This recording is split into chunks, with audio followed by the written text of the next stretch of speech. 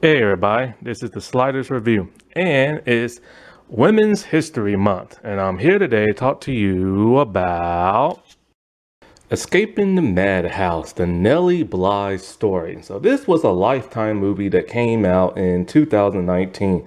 You gotta give it up to Lifetime. They can put out some pretty good movies at times.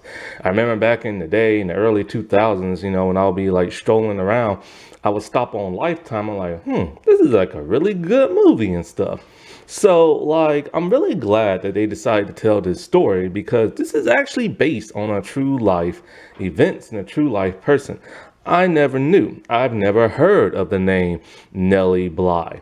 And one reason is because it's a pen name. Her real name is Elizabeth Cochran Seaman. And once again, I've never heard of her name because in American history classes, like going up in school, they never taught you about her. And it's quite a shame. Now, I have no idea if they teach her now. I have no idea if there's like a Women's Histories Month in school, because back when I was going to school, we didn't have that. But nevertheless, I've never heard of this woman, and she is extremely famous. She's probably the first investigative journalist there ever was, and she became famous as a result. And so a long time ago, I added this movie to my Hulu playlist, but I've never watched it until like sometime in January. And so I actually added this by mistake, I think. I was just buzzing through like Hulu and I thought I added The Great Expectations because I wanted to see that only because of that South Park episode. So I thought I had that saved. And then so when I went to go watch something, I'm all like, oh, this isn't The Great Expectations. So I'm like, I'm probably just going to delete it. And so then I saw Christina Ricci was in this movie. I'm like, oh, well, I'll watch it. I love myself some Christina Ricci and stuff. And so I was shocked and amazed that this was based on a true story and that things like this really happened back in the day. So this happened around the late 1800s, very, very early 1900s, because the woman in question died in 1922, I believe. And this happened when she was only 21. So this happened sometime in the late 1800s. And, Christina Ricci, as youthful as she looks, because she has that fountain of youth appearance, she didn't look 21 or 23 in this movie. She looked like she was about in her 30s or something like that. But it's okay, whatever. Because I still love myself some Christina Ricci, boy. Let me tell you. And she has that fountain of youth appearance the way she doesn't even look her age and everything.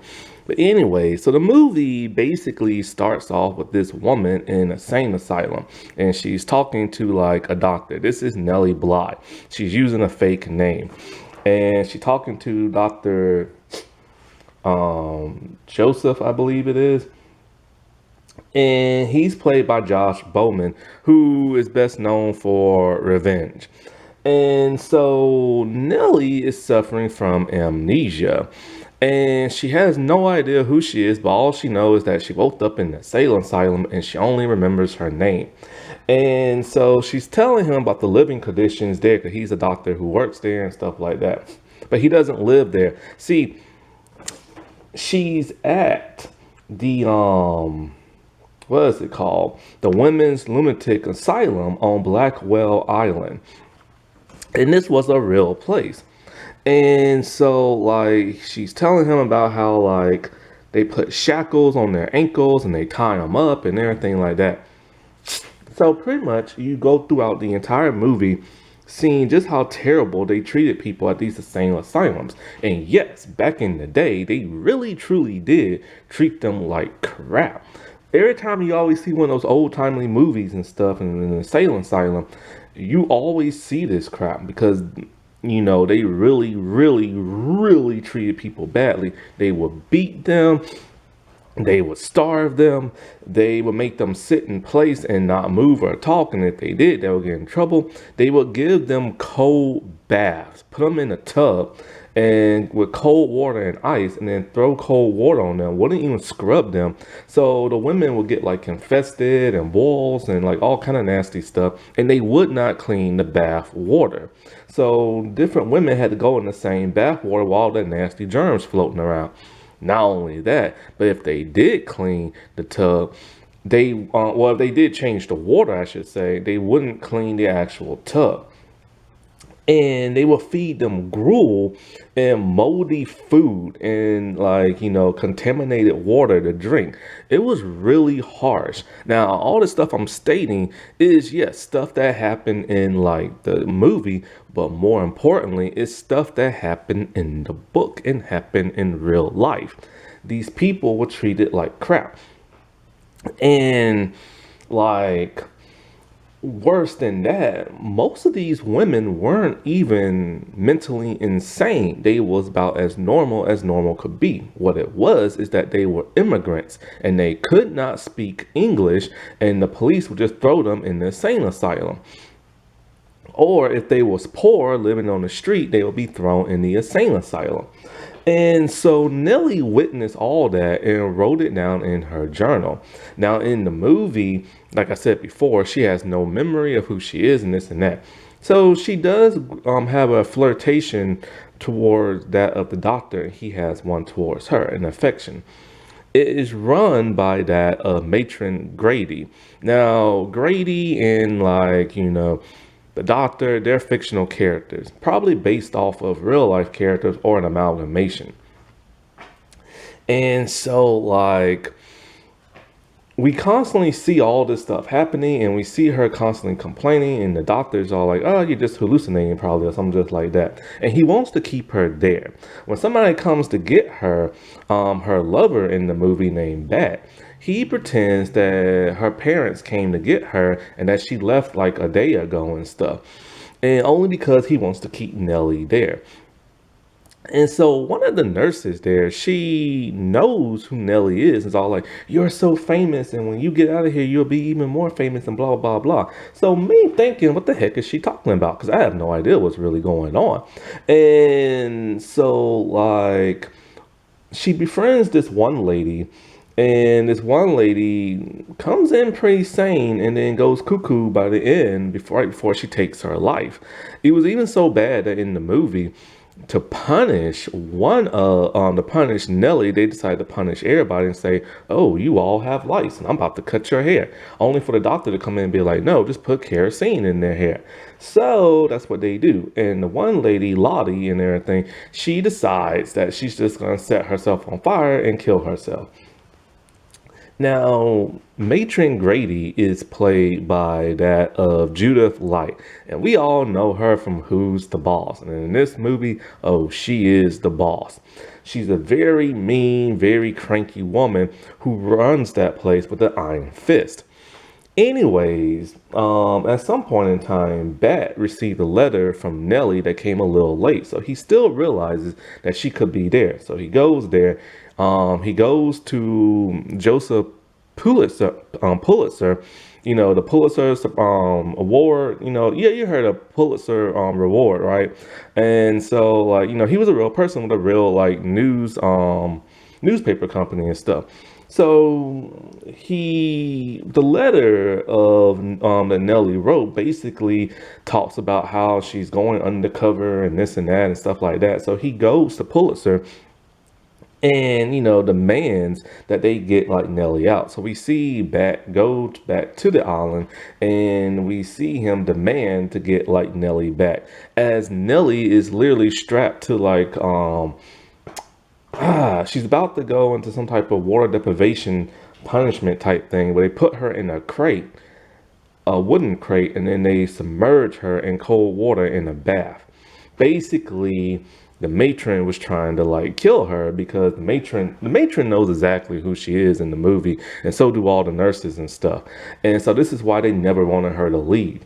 So they're basically going to try to kill her. Then he swoops in and saves the day. And, the doctor gets discharged and like all this other stuff. So the movie paints a more disturbing, heroic, more more movie, like, action oriented type thing to keep you more invested and more engaged and stuff. How much of the movie is true, that we'll never know. Now, we do know the women were tortured. We do know that they had to sit in the place for the longest time. And now in the movie, they have this scene where none of the women are allowed to sit in a rocking chair, only the matron. So when he allows one woman to sit there, they all start sitting there. And it's like the happiest moment they get to have, because apparently sitting in a rocking chair is like the bee's knees back in the day.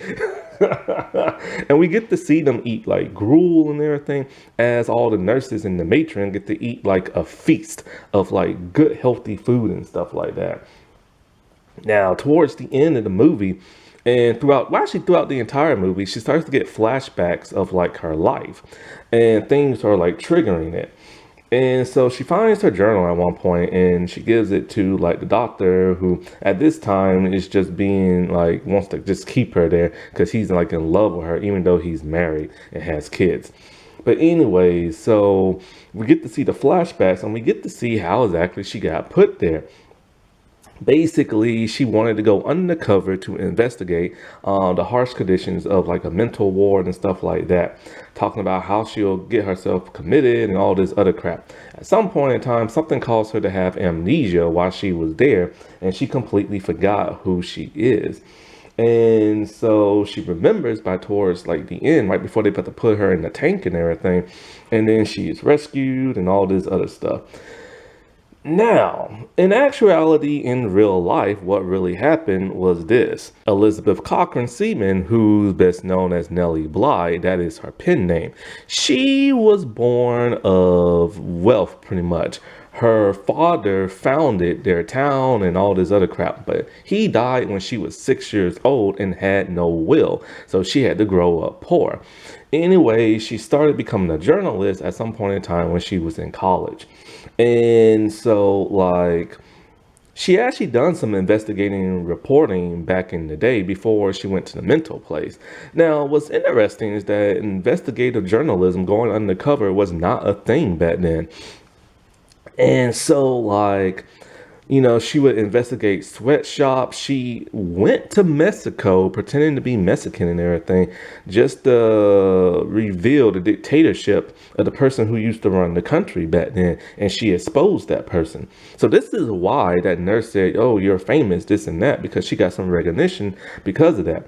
But is when she started hearing about like, the stuff that happened in the mental place, she really wanted to get inside. So what she did, she went to a boarding house and she refused to sleep for days and weeks on end. And of course, if you do that, you get that wide eye look and you start to kind of lose your sanity a little bit, because you have to sleep. You have to dream in order to stay sane in the real world. That's just something your brain, this is why we dream and everything. So she looked all crazy and this and that. She wandered the streets acting crazy and rambling, hoping to get like arrested, and she did. And because of that, they evaluated her, and all these doctors who thought they knew everything thought she was nuts in the head, and they put her in that mental institution on Blackwell Island. And so, like, she pretended to have amnesia. So she really didn't have amnesia in real life. She only pretended. And she pretended to be a Cuban immigrant. And there she like hid her journal underneath her dress. And, she wrote down everything she saw. And she was only there for 10 days, just like in the movie. And so while she was there, she just witnessed some of the most disgusting things that I mentioned early on. And so like her colleagues at the World, like news journal type thing, they are the ones who got her out in 10 days. And because of this, she became like super famous, like overnight.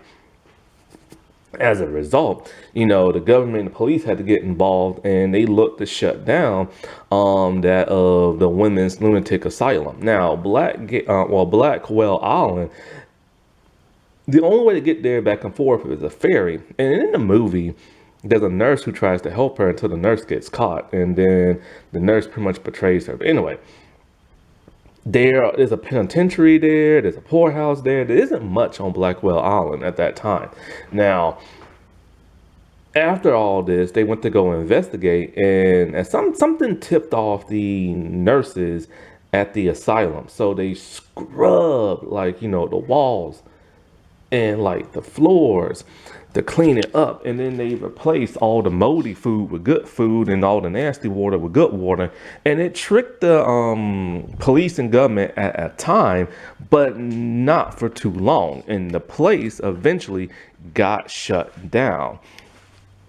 Now the place is known, Blackwell Island is now known as Roosevelt Island. And the insane asylum has been shut down. It's more like a residential place for people to live in that is now known as the Dome.